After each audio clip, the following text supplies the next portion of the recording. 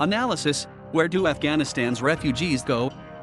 Images of thousands of Afghans desperately trying to flee their country following a hasty U.S. withdrawal have provoked an international outcry. As of August 22, 2021, some 6,000 U.S. troops were working to evacuate U.S. military, American citizens and Afghans who are approved for Special Immigrant Visas. SIVs are a special program to protect Afghans who risked their lives working for U.S. troops in Afghanistan. Germany, France, Italy, and the UK are conducting smaller evacuation efforts for their nationals and some Afghans. The pace of these poorly planned evacuations has been slowed. They are taking place amid chaos in Kabul, where crowds are being confronted by violence from members of the now ruling Taliban and U.S. forces and facing checkpoints that are near impossible to pass. Shahrazad Akbar, who leads the Afghanistan Independent Human Rights Commission, called the situation failure upon failure. As a scholar specializing in forcible displacement and refugees, I see this harrowing scene unfolding within a broader context of Afghanistan's long-standing displacement crisis. This includes an unequal sharing of refugees between the developed world and economically disadvantaged countries. The U.S. Refugee Act of 1980 standardized the procedures for admitting refugees, people who have fled war, violence, conflict, or persecution, and put in place a rigorous vetting process.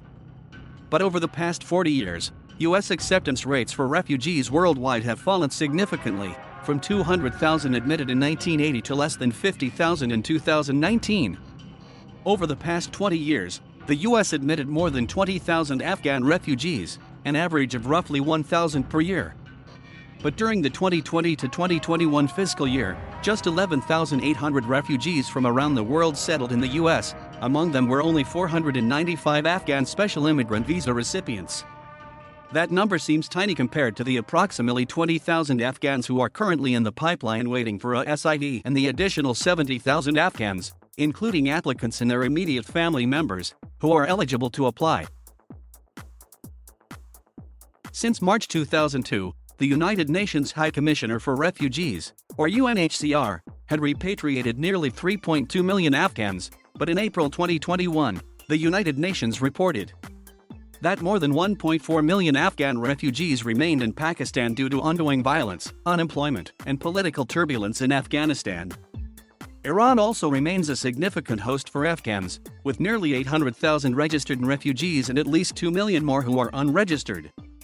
Smaller numbers of Afghan refugees and asylum seekers are in India, Indonesia, and Malaysia.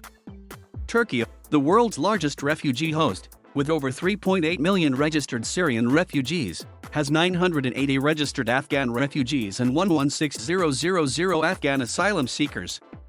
The latest figures from the AP show that more than 47,000 Afghan civilians and at least 66,000 Afghan military and police forces have died in the 20-year-old Afghanistan war. The security situation in the country had been deteriorating in recent years. According to Brown University's Cost of War project, and increasing numbers of Afghans have been killed as a result of crossfire, improvised explosive devices, assassinations by militant groups including the Taliban, night raids by U.S. and NATO forces and U.S.-led airstrikes. Even prior to the Taliban takeover of Kabul, civilian casualties had risen by 29% in the first quarter of 2021 compared with the same period in 2020. A UN report from July 26, 2021 found a 37% increase in the number of women killed and injured, and a 23% increase in child casualties compared with the first quarter of 2020.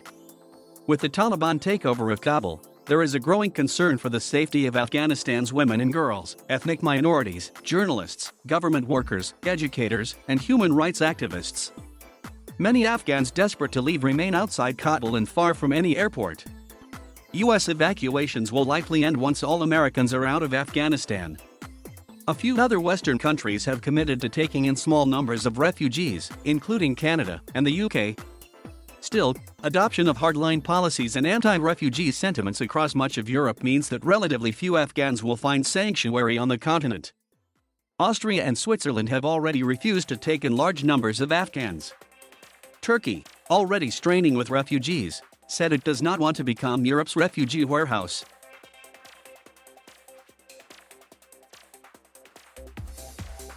Thank you for watching. Please subscribe